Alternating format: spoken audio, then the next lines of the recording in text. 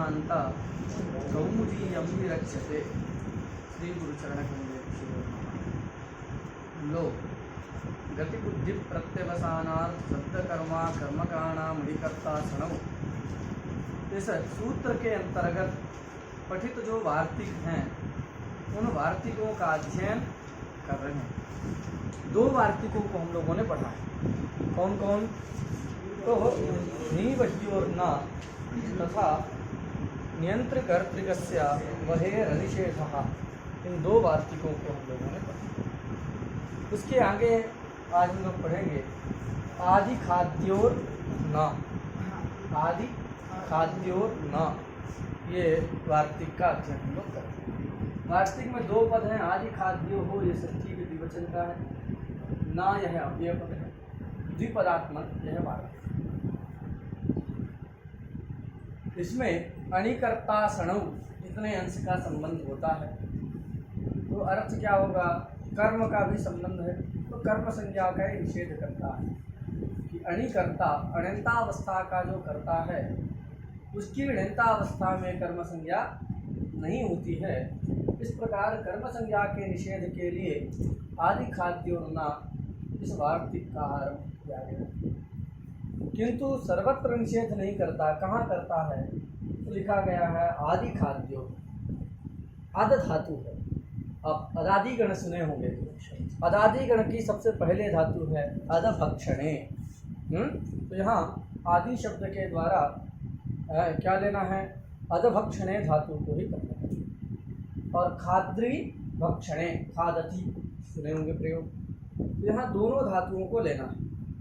तो अदभक्षणे तथा खाद्री भक्षणे ये दो धातुएं हैं।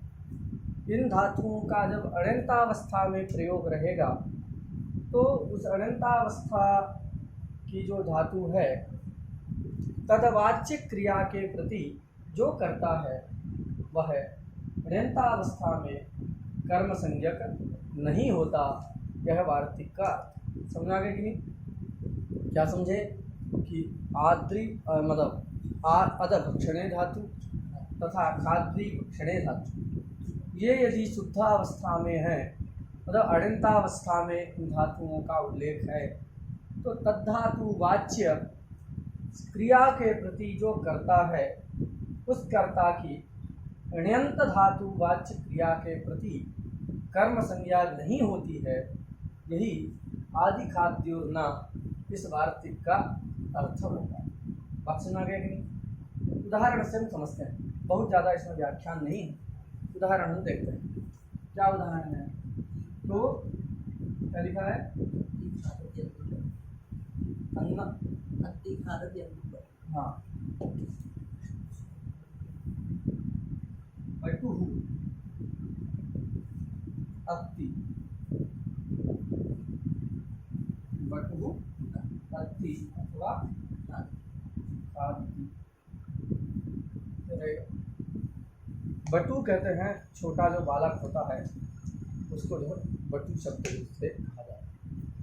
तो बटुहु अत्ति बच्चा खाता है। और यहाँ देखो ध्यान यह देना है कि ये वार्तिक तो कर्म संज्ञा का निषेध करता है। निषेध तभी संगत होता है जब प्राप्ति रहे। प्राप्तो सत्याम निषेधा। तो प्राप्ति कैसे है? तो ये जो अद धातु है तथा खाद्री धातु है दोनों ही भक्षण अर्थ को कहती है। और गति बुद्धि सूत्र में जो प्रत्यवसान शब्द है वो भी भक्षण को कहता है।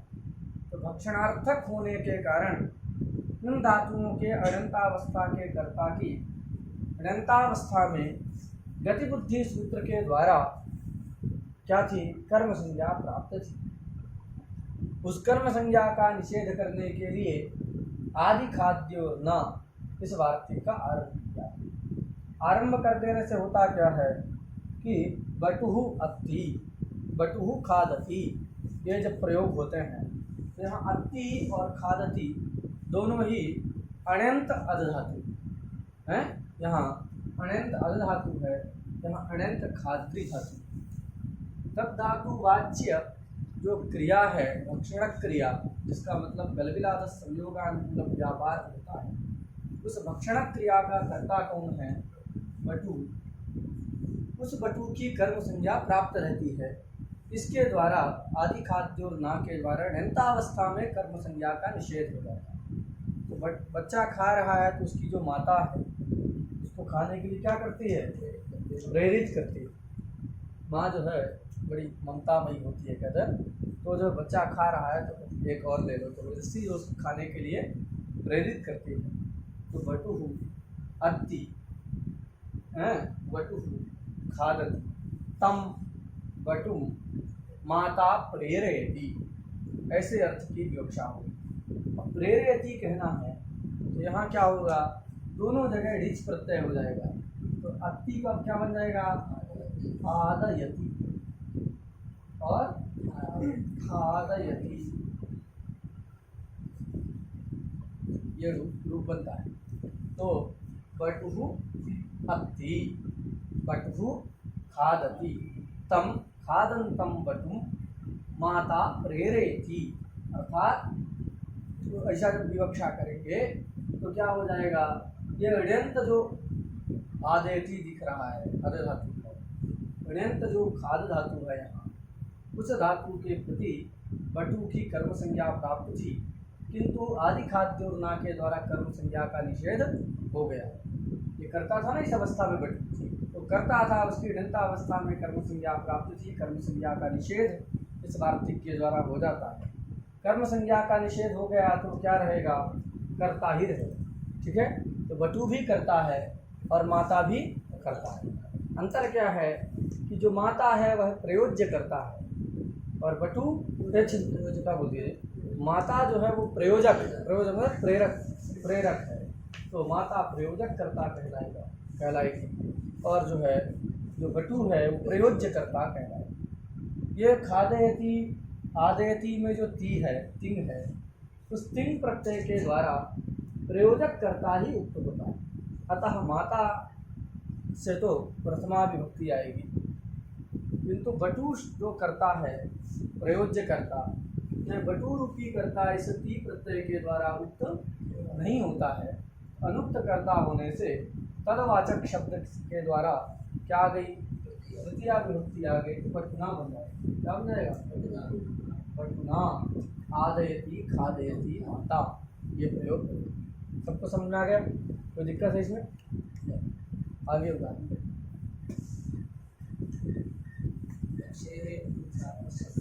क्या है?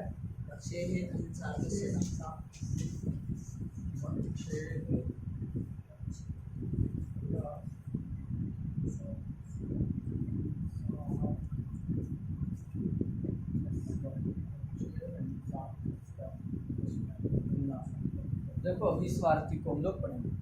भक्षेर अहिंसार्थस्य न, तो इस वार्तिक में 3 पद। भक्षेः ये षष्ठी के एक वचन का है, अहिंसार्थस्य ये भी षष्ठी के एक वचन का है, और न यह एक अव्यय है। तो विपदात्मक यह वार्तिक, यह वार्तिक भी हम समझ सकेंगे ना को देख करके कि कर्म संज्ञा के निषेध के लिए ही आया। अणिकर्ता षणम का संबंध हो जाएगा। तो अड्यंतावस्था का जो कर्ता है वह अड्यंतावस्था में कर्म संज्ञक नहीं होता है, यही एक वार्तिक के द्वारा बोधित होगा। लेकिन कब नहीं होता? तो सर्वत्र इसकी प्रवृत्ति नहीं होती। अब तो भक्ष धातु का प्रयोग रहेगा तभी होगा।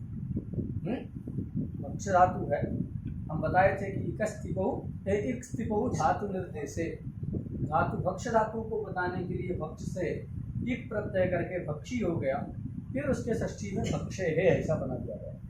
तो भक्षे है का अर्थ क्या है? भक्ष धातु हो। भक्षे का अर्थ क्या है? भक्ष धातु हो। अब किस प्रकार की भक्ष धातु लेना है? उसमें एक विशेषण है अहिंसार्थस्य। क्या विशेषण है? अहिंसार्थस्य। जो हिंसार्थक भक्ष धातु ना, जो होता है ना हिंसा, और हिंसा का अभाव क्या होता है? अहिंसा। तो जो अहिंसार्थक भक्ष धातु है, उस अहिंसार्थक भक्ष धातु का प्रयोग रहे तो उसके अडंतावस्था के कर्ता की अडंतावस्था में कर्म संज्ञा नहीं होती है। यह इसका अर्थ है। अर्थ स्पष्ट है कि नहीं। यहाँ पर भी भक्ष धातु भक्षणार्थक है, अतः गति बुद्धि से कर्म संज्ञा प्राप्त रहती है, उसके निषेध के लिए वार्तिक को बनाया गया। अब ये प्रश्न होगा कि भाई भक्ष का मतलब तो खाना है, खाने से हिंसा कैसे होती है। तो देखो पहले हिंसा कहते किसको हैं ये समझो, तब ना हम जानेंगे कि ये हिंसार्थक है कि अहिंसा। देखो जानना तो हमको अहिंसा है, क्या जानना है, अहिंसा ही जानना, क्योंकि अहिंसार्थक धातु रहेगी तभी इसकी प्रवृत्ति होगी। तो अहिंसा को समझने से पहले हमको हिंसा जानना पड़ेगा, क्योंकि एक नियम है अभाव ज्ञानम प्रति प्रतियोगी ज्ञानम कारणम। अभाव ज्ञानम प्रति प्रतियोगी ज्ञानम कारणम, ये नियम तो याद रखो। अभाव ज्ञानम प्रति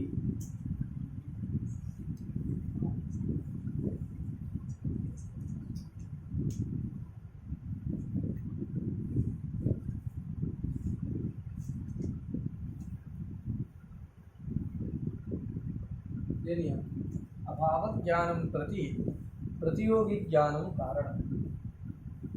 किसी भी वस्तु के अभाव को आपको समझना है तो उस अभाव का जो प्रतियोगी है वह वस्तु, उस वस्तु का आपको परिज्ञान होना चाहिए। अभी कोई अजनबी किसी को विदेशी को यहाँ ले आया जाए और उससे बताया जाए अथवा उससे पूछा जाए कि जाओ देख के आओ बगल वाले कमरे में वहाँ घड़ा है कि नहीं, और वो घड़े को ही ना जानता हो तो घड़े के अभाव को समझ सकता है, नहीं कर सकता। क्योंकि जब घट को जानता, आप लोग घट पहचानते हैं, आपसे कहा जाए कमरे में घट है कि घट का अभाव है, आप थोड़ा दृष्टि घुमाएंगे तो जो है क्या होगा, आप जान जाएंगे कि यहाँ घट नहीं है, घटाभाव। क्यों जान पा रहे हैं, क्योंकि घटाभाव का प्रतियोगी जो घट है उस घट का आपको ज्ञान है। तो अजनबी होगा वो सोचेगा ये जो रखा है इसको घट कहते होंगे, हैं, ये डरो मत, इसमें जिन जिंद नहीं है, सोच रहे होगे ये इत्र का शीशी है, सोच रहे होगे देख कोई लोग सोचा कि जो है इसमें कोई जिंद वगैरह होगा, जादू वाला होता है ना, क्या कहते हैं उसको, सलादी, वैसा मत सोचो, कुछ नहीं है। तो मान लो कोई अजनबी आता है उसको देख के सोचे इसी को घट कहते होंगे, तो झटती निश्चय कर पाएगा कि यहाँ घटा भाव नहीं ना कर पाएगा। तो जो क्या क्यों नहीं कर पाएगा, क्योंकि नियम है अभाव ज्ञानम प्रति प्रतियोगी ज्ञानम का। हमको अहिंसा समझना है, अहिंसा किसको कहते हैं, पता ना, अहिंसा परमो धर्मः। तो अहिंसा समझना है, उससे पहले अहिंसा क्या है, एक अभाव पदार्थ है। क्या है अहिंसा, क्या है, अभाव पदार्थ है। तो अभाव को समझना है तो उसका जो प्रतियोगी भूत है हिंसा, उस हिंसा को जानना पड़ेगा। हिंसा क्या है, बहुत सारा हिंसा का लक्षण और जो बहुत सारा उसका विवेचन जो है दर्शन शास्त्र में किया गया है। योग एक दर्शन, योग के 8 अंग होते हैं, आप लोग सब परिचित हैं। यम नियमासन प्राणायाम प्रत्याहार धारणा ध्यान समाधयोष्टावंगानि, इस सूत्र के द्वारा 8 अंगों का परिज्ञान होता है। सबसे पहला अंग है यम। यम जो है 5 प्रकार के होते हैं, अहिंसा सत्यास्तेय ब्रह्मचर्य परिग्रह यमाः। इस सूत्र के द्वारा आपको यम का ज्ञान होता है। उन यम में सबसे पहला है अहिंसा। अहिंसा क्या होती है, तो हिंसा का अभाव ही अहिंसा है, ये पहले बताया जाता है। फिर हिंसा कितनी है, तो 81 प्रकार की हिंसा का उल्लेख है योग शास्त्र में किया गया। कितने प्रकार की हिंसा होती है, 81 प्रकार की होती है। आप अपने आप को बहुत अहिंसक समझते हो हैं, तो आप जान लीजिए कि आप भी जो 81 में से रोज 10-20 तो करते ही होंगे। तो जो है ये बहुत प्रकार की जो है हिंसा होती है। इन सभी प्रकार की हिंसा का अभाव ही क्या है, अहिंसा है। सबका सार अगर हम एक शब्द में कहें हिंसा क्या है, तो बड़ा लंबा विवेचन है। कृत हिंसा, कारित हिंसा, अनुमोदित हिंसा। अब प्रत्येक का 3 भेद है। क्या है, तो कृत हिंसा भी जो है अज्ञान पूर्वक होती है, मोह पूर्विका होती है, लोभ पूर्विका होती है, क्रोध पूर्विका होती है। फिर उसी प्रकार और सभी हिंसाएं भी हैं। तो ऐसा 81 प्रकार की हिंसा है। विशेष रूप से आप वहाँ जा कर के योग सूत्र वालों से पूछिए, वो लोग ना बताएं तो फिर आ जाना, हम ही बता देंगे। तो जो है, लेकिन अभी सबका सार क्या है? तो सबका सार यह है कि दुखोत्पत्ति अनुकूल व्यापार हिंसा। ऐसा व्यापार, ऐसा कोई क्रियाकलाप जिस क्रियाकलाप को करने से कोई व्यक्ति दुखी हो जाए, तो वही क्रियाकलाप क्या है? हिंसा। ये सार बता रहे हैं, ऐसा वहाँ लिखा नहीं है, लेकिन सबका विवेचन करने के बाद यही एक सारभूत तत्व निकल के आता है कि दुखोत्पत्ति अनुकूल व्यापार हिंसा। क्या है हिंसा जी? दुखोत्पत्ति अनुकूल व्यापार हिंसा। तो दुखोत्पत्ति अनुकूल व्यापारो हिंसा, ऐसा हिंसा का ये लक्षण जो है आप याद कर सकते हैं। लिख देंगे, लिख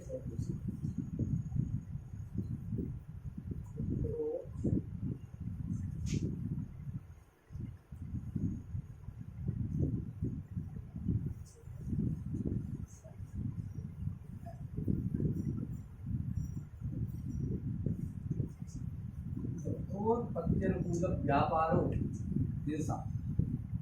तो है अनुकूल का मतलब आप लोग जानते हैं जनक। तो दुखोत्पत्ति अनुकूल मतलब दुख की उत्पत्ति का जनक जो व्यापार है, जो आपका क्रियाकलाप है, वो सब हिंसा में आता है। आप किसी को गाली दे रहे हैं, उसको अगर बुरा लग रहा है तो आप क्या कर रहे हैं?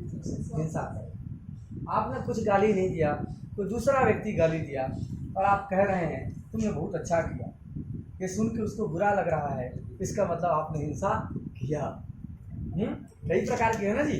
कृत हिंसा, कृत हिंसा का मतलब स्वयं जो किया जाए, तो स्वयं 2 थप्पड़ मार दिए किसी को जोर जोर से, तो कैसी हिंसा है? कृत हिंसा। स्वयं तो नहीं मारे, किसी से मरवा दिए, तो ये जो कारित हिंसा है, करवाई गई। स्वयं किया जाए तो उसको क्या कहते हैं? कृत हिंसा। दूसरे के द्वारा करवाया जाए तो कारित हिंसा। और जो है ना तो स्वयं किए ना किसी से करवाए, कोई तीसरा व्यक्ति कर दिया तो आप उसका समर्थन करें, वाह बहुत अच्छा, बहुत दुष्ट, हम भी मानना चाहते थे लेकिन तुम ही कर। तो ये क्या है? इसको कहते हैं अनुमोदित हिंसा। तो कृत, कारित, अनुमोदित, ये 3 भेद पहले बताया जाता है। फिर कृत भी 3 प्रकार की है। क्यों मरवा दिए? उसके पास बहुत पैसा था इसलिए मार दिए, कि मरवा दिए, कुछ भी कर दिए। तो ये जो हिंसा होगी तो लोभ पूर्विका हिंसा। कारण क्या है हिंसा का? कहीं लोभ कारण होता है, उसको लोभ पूर्विका कहते हैं। कहीं आपको उसने एक थप्पड़ मारा था, आप बदला लेने के लिए मार दिए उसको, तो ये क्या हो गया? कारित हिंसा हो जाता है ना। दिखाता है फिल्मों में कि उसने बाप को मार दिया था, फिर उसका बदला उसने लिया, फिर उसका उसने लिया, ऐसा ही चलता रहता है संसार। तो ये सब क्या है? ये सब क्रोध पूर्विका हिंसा है। बहुत लोग अज्ञान से हिंसा करते रहते हैं, जानते नहीं कि इससे अधर्म होता है, पाप होता है, बिना जाने लोगों को मारते रहते हैं। अभी आप आ रहे हैं, रास्ते में चींटी आपके चक्के के नीचे आ गई साइकिल की, तो ये अनजान में होगी। तो इस प्रकार का अज्ञानता पूर्वक भी हिंसा होती है। तो ये कृत भी 3 प्रकार की हैं, कारित भी 3 प्रकार की हैं, अनुमोदित भी 3 प्रकार के हैं। तो 3 प्रकार के हैं, प्रत्येक के यही हैं क्या? लोभ, क्रोध, मोह, पूर्विका। तो ये जो 9 प्रकार की तो ये हो गई। फिर जो प्रत्येक का जो है उच्च, मध्यम, अधम इत्यादि के रीत से मृदु, फिर इत्यादि विभेद करके 81 प्रकार की हिंसा जो है बताया गया। तो ये जो है आप वहाँ ग्रंथ में देख सकते हैं। लेकिन सबका सार यही है कि ऐसा कोई क्रियाकलाप आपका है जिससे किसी को दुख हो रहा, तो दुखोत्पत्ति अनुकूल व्यापार, दुख जनक जो व्यापार है, उस व्यापार को ही हिंसा कहते हैं। और हिंसा सर्वथा अनर्थ की जरिका। हिंसा करने से कभी जो है क्या नहीं हुआ? कल्याण नहीं हुआ, सर्वथा अनर्थ की जरिका होती है हिंसा। बढ़ता रहता ना, आप मार दिए वो मारेगा, फिर जो है फिर आपका कोई वंशज मारा, तो चलता रहता है। तो जो है ऐसा बताया गया है कि सर्वथा अनर्थ की जनिका हिंसा होती है। उस हिंसा का अभाव ही क्या है? अहिंसा। लेकिन सबके लिए नहीं है। अब युद्ध में क्षेत्र में वो सैनिक खड़ा हो कहेगा हिंसा परमो धर्मा, तब तक तो उसको मार दिया जाएगा। कहे ना, याद भी करेगा हिंसा परमो धर्मा, तब तक गोली आ जाएगी। उसके लिए सबका अलग अलग कर्तव्य है। एक ही चीज़ जो है, किसी के लिए धर्म हो जाता है, किसी के लिए अधर्म हो जाता है, पता है कि नहीं? कोई पंडित जी हैं, वो जो है किसी को मार दें तो हिंसा हो जाएगी है, और जो कोई सैनिक है वो ना मारे तो जो गड़बड़ हो जाएगा। इसका काम ही वही है, तो अपने अपने कर्म के अनुसार ही समझना चाहिए। चलो, तो ये जो है हिंसा, अहिंसार्थक जो भक्ष धातु, अहिंसार्थक भक्ष धातु जब रहती है, उस अहिंसार्थक भक्ष धातु के अड़ंतावस्था का जो करता है, उस अड़ंतावस्था के कर्ता की अड़ंतावस्था में कर्म संज्ञा नहीं होती है। ऐसा ऐसा वार्तिक का अर्थ समझ आ गया कि नहीं? देखो क्या उदाहरण है।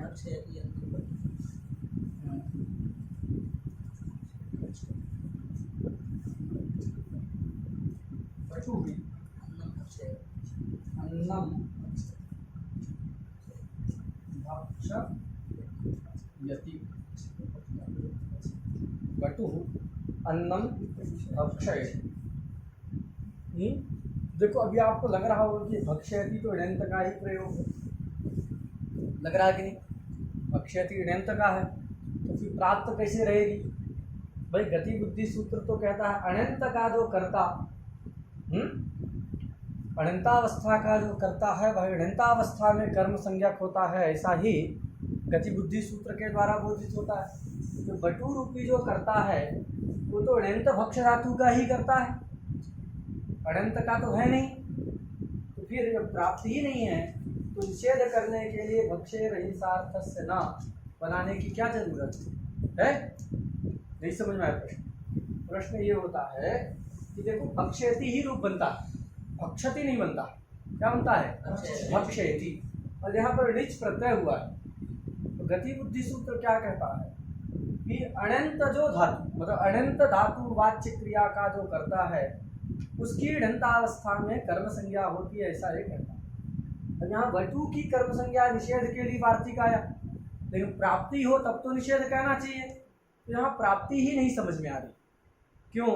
क्योंकि ये भक्ष जो है ढंत ही है, भक्ष्यति जो प्रयोग किया गया, तो भक्ष धातु ढंत धातु ही समझ में आ रही है, अणंत धातु नहीं। हमेशा ये ढंत ही रहती है। क्यों? क्योंकि ये चुरादी गण की धातु, कहाँ की धातु है? और चुरादी गण में कड़िच प्रत्यय होता ही है स्वार्थी, चोरयति ही बनता है ना। चोरयति मतलब चुराता है, चुराता है तो चोरयति ही प्रयोग होता है। तो वहाँ ये जो भक्ष धातु है वो चुरादी गण की है, और चुरादी गण में स्वार्थी कड़िच प्रत्यय होता है। तो कभी भी ये जो है अनंत नहीं मिलेगा, सब जगह कैसे मिलेगा? स्वार्थिक अनंत ही मिलेगा। तो स्वार्थिक ऋच प्रत्यय यहाँ हुआ है, कुछ अर्थ नहीं बदलेगा, यहाँ प्रेरणार्थ नहीं है। भक्षयति का प्रयोग अर्थ जो प्रयोग हुआ है, तो भक्षयति का अर्थ खाता है यही है, गलविलाद संयोगानुकूल व्यापार करता है, यही इसका अर्थ होता है। यहाँ जो उसको प्रेरित किया जा रहा है ऐसा अर्थ नहीं है, क्योंकि प्रेरणा अर्थ कब निकलता है? जब हेतुमती चा सूत्र के द्वारा डिच करते हैं। हेतुमती चा से जब डिच करते हैं तो प्रेरणा अर्थ निकलता है। छात्रा पठति अध्यापक तम प्रेरयति, तब कहते हैं पाठयति। तो वहाँ जो है क्या है? हेतुमती चा से डिच। तो जब हेतुमती चा शास्त्र के द्वारा डिच होता है तब तो प्रेरयति इस अर्थ का बोध होता है। लेकिन यहाँ स्वार्थिक डिच होता है, स्वार्थिक का मतलब वो प्रकृति के अर्थ को कहेगा, प्रत्यय का अपना कोई अर्थ नहीं हो। जैसे बाल शब्द था, स्वार्थिक कन प्रत्यय हो गया तो बन जाता है बालक। तो का कोई अर्थ है क्या? कुछ बदला नहीं हुआ, तो वही अर्थ रह गया। ठीक है कि नहीं? तो यहाँ पर ये क्या है? स्वार्थिक डिच हुआ, अनंत नहीं मिल रहा ना, तो गति बुद्धि से प्राप्त रहेगा नहीं रहेगा। क्यों? गति बुद्धि कह रहा अनंतावस्था का जो करता वह अनंतावस्था में कर्म संज्ञा। ये जो बटु रूपी करता है वह अनंतावस्था का ही करता है, अनंतावस्था का करता नहीं। बस में अभी अनंतावस्था का कर्ता बटु नहीं है तो उसकी क्या होगी? कर्म संज्ञा प्राप्ति नहीं थी, प्राप्ति नहीं थी तो उसको निषेध करने के लिए भक्षेर हिंसार्थस्य न, इस वार्तिक को बनाने की क्या आवश्यकता है? है क्या आवश्यकता? तो वार्तिक बनाना क्या हुआ? व्यर्थ हुआ। जब कोई चीज़ व्यर्थ होने लगती है तो कुछ नियम बना के जाता है, व्यर्थ होकर के ज्ञापन करता है व्याकरण। तो व्यर्थ होने लगा क्योंकि अनंत तो कभी मिलेगा ही नहीं भक्ष का, तो प्राप्ति ही नहीं रहेगा, तो निषेध की क्या जरूरत है? तो व्यर्थ हुआ वार्तिक, व्यर्थ होकर के ज्ञापन करेगा। क्या ज्ञापन करता है कि हेतुमती गति बुद्धि सूत्र में जो ऋ लिखा गया है उस ऋ का मतलब है हेतुमती चा से विहित ऋ। क्या अर्थ है? अनंतावस्था का मतलब क्या है कि जहाँ पर हेतुमती चा सूत्र के द्वारा ऋच उत्पन्न नहीं हुआ है ऐसी धातु रहेगी, उसको हम अनंत धातु कहेंगे। समझा गया? तो यहाँ स्वार्थिक ऋच तो हुआ है, भक्षयति में स्वार्थिक ऋच है, किंतु हेतुमती चा से ऋच हुआ भी नहीं हुआ, तो ये धातु क्या मानी जाएगी? अण्यंत ही मानी जाएगी, क्योंकि हेतुमती गति बुद्धि सूत्र में जो णी है उस णी का मतलब क्या है? हेतुमती चा सूत्र से विहित जो ऋच, वही। तो यहाँ पर भी अणी में भी जो णी है उसका मतलब हेतुमती चा सूत्र से विहित ऋच, और अणु का भी जो मतलब है उसका भी यही तात्पर्य है कि हेतुमती चा से विहित जो ऋच।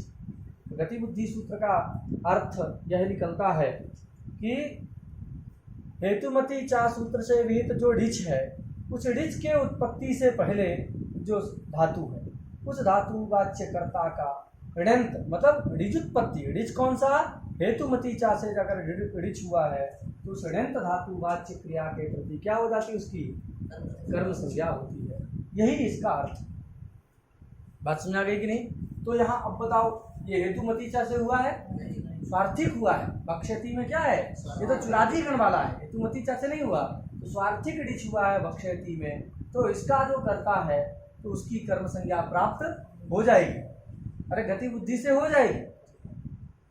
गति बुद्धि कहता है कौन सा किसका होना चाहिए कि हेतुमती चा से ऋच विहित ना हो, है? तो यहाँ हेतुमती चा से विहित नहीं है, इसको अनंत धातु ही माना जाए। ठीक है, अनंत धातु मान करके इसका जो कर्ता वटु है उसकी कर्म संज्ञा अनंतावस्था में प्राप्त हो जाती है, और तो प्राप्त हो गई, अतः कर्म संज्ञा के निषेध करने के लिए भक्षेर अहिंसार्थ से न इस वार्तिक का आरंभ करना सार्थक हो जाता है। बात सुना गई?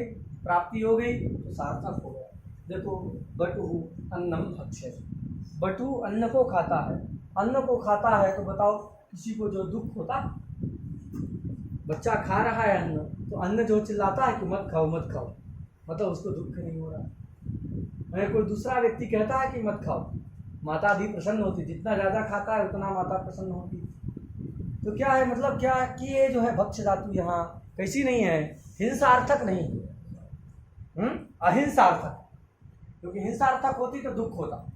हिंसा का मतलब दुखोत्पत्ति अनुकूल व्यापार हिंसा, उसके खाने से किसी को दुख नहीं उत्पन्न होता।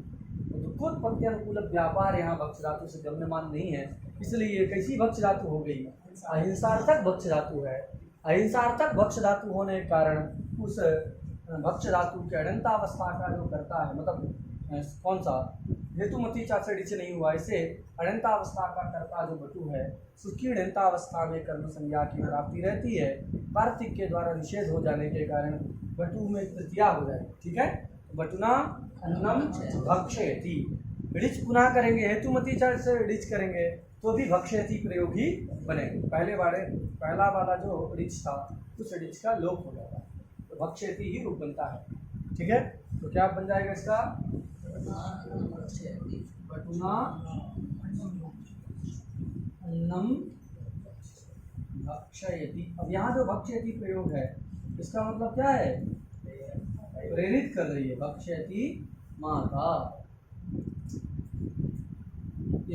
बचना है बटुना अन्नम भक्षयति माता, ऐसा। यहाँ जो है हेतुमती चा से ऋच हुआ है, इसलिए अनंत अवस्था में कर्म संज्ञा का निषेध हो गया कर्ता की, तो कर्ता ही रह गया, और अनुक्त होने के कारण तृतीया हो गई, तो बटुना अन्नम भक्षयति। समझ आ गया? अब एक प्रश्न होगा कि ऐसा क्यों कहा अहिंसार्थक? भाई अन्न में भी तो कुछ रहता होगा, है? देवता वगैरह कुछ कुछ तो होंगे अन्न में, नहीं होते हैं? क्या कह रहे हैं?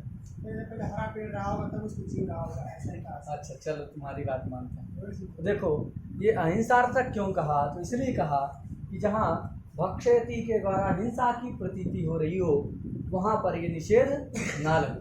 तो क्या उदाहरण दिया? प्रत्युदाहरण क्या है? बलिवरदान सस्यम भक्षेत्। तो बलि वरदाः सस्यम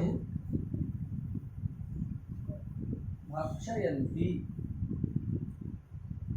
ठीक है, बलिवर्दाः सस्यम भक्षयन्ति। बलिवर्द कहते हैं बैल, हैं? तो जो बैल है वो क्या कर रहा है जी? सस्य को खा रहा है। सस्य का मतलब क्या होता है? जो खेत में अभी फसल लगी रहती है, गेहूं लगा हुआ है, अभी वो पूरा तरह सूखा नहीं है, हरा है, उसमें बाली आ गई है, तो जो है उसको क्या कहते हैं? सस्य कहते हैं। तो इस प्रकार बलिवर्दाः सस्यम भक्षयन्ति। बैल जो है खेत में घुस करके किसी की खेती को खा रहे हैं, सस्य को खा रहे हैं। जिसके बैल थे वो दूसरे के खेत में घुसाया अपने में घुसाएगा तो दूसरे के खेत में जो डाल दिया था तो मतलब उनको वहाँ भेज करके क्या कर रहा है? प्रेरित कर रहा है कि खाओ, आज बाहर गया। तो ऐसा जो है क्या है, अब जिसका खेत है बेचारा वो देख के बहुत प्रसन्न हो गया ना? नहीं होगा? कह रहा होगा। अरे जिसका खेत है और सारा खेत जो है बलिवर्द खा गए तो लोग जो स्वामी है खेत का वो प्रसन्न होगा? अत्यंत दुखी होगा। तो जो है क्या हो गया? तो स्वामी जो उससे हिंसित हो गया है। बलिवर्द के सस्य खाने से क्या हो गया? तो स्वामी की हिंसा हो रही है। उस दुखोत्पत्ति अनुकूल व्यापार है कि नहीं जी?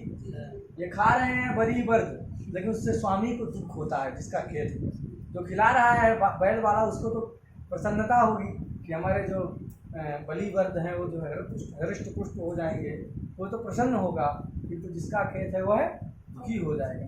तो जो है सस्य भक्षण, परकीय सस्य के भक्षण से हैं, परकीय सस्य के भक्षण करने से जिसका वो सस्य है तब स्वामी जो है क्या हो जाता है?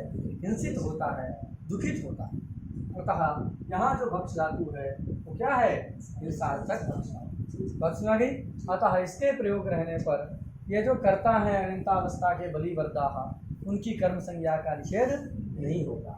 नहीं होगा तो गति बुद्धि के द्वारा कर्म संज्ञा हो जाएगी। क्या बन जाएगा? बलिवर्दान सस्यम बलिवर्दान सस्यम भक्षयति। ऐसा लो। एक तो ये समझ गए कि कैसे हिंसा हो रही है, स्वामी जो है बेचारा दुखी हो जाए। दूसरा ये है, ऐसा बताया गया है कि जो ये जो सस्य है वो सस्य में भी प्राण होता है। खेत में जो लगा रहता है ना तो उसमें भी क्या होता है? प्राण होता है। तो कैसे प्राण होता है? तो प्राण मतलब एक वायु विशेष। प्राण का मतलब क्या है? वायु है। तो जो प्राण वायु उस सस्य में भी होता है। कहोगे प्राण किसको कहते हैं? तो प्राण उसको कहते हैं जो जल के बिना सूख जाए, हैं? क्या हो जाए? जल के बिना जो सूख जाए, ग्लायमान हो जाए, उसको हम प्राण कहते हैं। अद्भिर बिना ग्लायमानत्व है हिंसात्व। अरे अद्भिर बिना ग्लायमानत्व प्राणत्व। प्राण वही है जो जल के बिना क्या हो जाए? सूख जाए। तो बताओ, आपको जल नहीं मिलेगा तो आप बचेंगे कि सूख जाएंगे? सूख जाओगे ना। अरे 2 घंटा 4 अभी पानी न मिले, गर्मी का समय है, तो व्यक्ति का मुख क्या हो जाता है? देखो हमारा सूख रहा है। तो जो है रखो वैसे है। तो जो अद्भिर प्राण मतलब अद्भिर बिना ग्लायमानत्व प्राणत्व। तो जो जल के बिना क्या हो जाए? ग्लायमान हो जाए, जो सूख जाए, उसको प्राण कहते हैं। हम लोग भी सूख जाते हैं, इसलिए हमारे में प्राण है, इसलिए हम लोग को क्या कहा जाता है? प्राणी। जिसके पास प्राण हो वही ना प्राणी है। पशु और जो सस्य होता है वो भी जल के बिना सूख जाता है, इसलिए उसमें भी प्राण है। बात समझ गया? प्राण है, अब उसको कोई खाएगा तो दर्द नहीं होगा उसको, वृक्ष को भी कष्ट होगा। तो जो है इसलिए हिंसा जो है सस्य की भी हिंसा हो रही है, ये हम कह सकते हैं। और देखो उसका कैसे अनुमान, एक अनुमान से, न्याय शास्त्र में अनुमान से सिद्ध किया जाता है कि वृक्ष आदि भी शरीर हैं, उनमें भी एक प्राण। कैसे सिद्ध किया जाता है? तो अनुमान का तरीका हम अपने शरीर से लेते हैं। क्या है? तो हमारा जो शरीर है, कहीं घाव लग जाता है तो जो क्या होता है, बाद में कालांतर में घाव भर जाता है कि नहीं? चोट लग गई तो घाव जो भर जाता है। पेड़ पौधे को कट गया, कुछ एक डाली होगी, फिर वो निकल जाता होता है कि नहीं? तो उसका जो क्षति हो गया है, जो अवयव जो क्षत हो गए थे, वो अवयव की पूर्ति जैसे हमारे शरीर में होती है, वैसे उनके शरीर में भी हो जाती है। इसका मतलब उसमें भी प्राण है। तो प्राण ही जो है उसको जो पूर्ण कर देता है। प्राण नहीं रहेगा फिर उसमें बढ़ेगा नहीं। तो इसलिए सस्य में भी प्राण होता है, तो उसको भक्षण कर रहा है तो क्या हो जाएगी? सस्य की हिंसा होगी। अब अन्न में जो ऐसा नहीं है। अन्न में जो नहीं रहता है वो थोड़ी सूख जाता है। अन्न तो सूखा ही, गेहूँ जो वैसे ही नहीं रहता है। तो इसलिए जब बलिवर्दा सस्यम भक्ष्यन्ति ऐसा प्रयोग होता है तो बलिवर्द के द्वारा, बलिवर्द के भक्षण से, यहाँ जो भक्षण क्रिया है उस भक्षण क्रिया के द्वारा सस्य की हिंसा होती है। उसकी हिंसा हो रही, उसका प्राण जा रहा है। खा लिया तो सब प्राण चला गया कि नहीं? उसका प्राण चला गया। और दूसरे तरीके से लेंगे, अगर मानेंगे कि उसमें कुछ नहीं होता, ऐसा मानते हैं, तो भी जिसका सस्य है तो स्वामी को तो दुख होगा। दुखोत्पत्ति अनुकूल व्यापार इस भक्षण से हो रहा है बलिवर्द के, अतः तो स्वामी जो सस्य का स्वामी है वह दुखी हो रहा है, अतः हिंसा का निर्माण। यहाँ पर क्या है कि बलिवर्दा सस्यम भक्ष्यन्ति, यहाँ जो भक्ष धातु का प्रयोग है वह भक्ष धातु क्या है? हिंसार्थक ही, अहिंसार्थक नहीं है। अहिंसार्थक न होने के कारण इस भक्ष धातु के अनंतावस्था का जो करता है बलिवर्द, उसकी अनंतावस्था में कर्म संज्ञा का निषेध नहीं होता। कब निषेध होता है? जब जो है अहिंसार्थक। यहाँ तो हिंसार्थक है, अतः निषेध नहीं होगा। नहीं होगा तो गति बुद्धि सूत्र के द्वारा कर्म संज्ञा हो ही जाएगी। तो बलिवर्दान सस्यम भक्ष्यति है तो स्वामी, जो बलिवर्द का स्वामी वही होता है। तो ये जो दूसरा उदाहरण भी हम लोग पढ़ेंगे। आगे क्या बात है?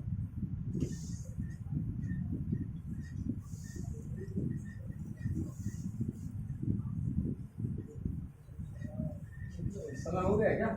टाइम हो गया। चलो बस करो।